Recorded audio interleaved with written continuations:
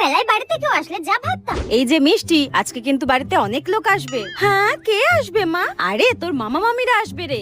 হ্যাঁ, মামা মামিরা আসবে। কি মজা কি মজা কি মজা। আর টুবলু আসবে না? টুবলু ও তো এখনো অনেক ছোট, ওকে না নিয়ে তোর মামা মামিরা আসতে পারবে নাকি? কি মজা, টুবলু ভাইয়ের গাল টিপবো, খেলা করবো, কি মজা। আজকে মাছ মাংস সবকিছু রান্না করব, ঠিক আছে? হ্যাঁ, মাছ মাংস সবকিছু বানাবে, সবকিছু খাবো আমি। আর বড় হওয়ার পর যা ভাবি।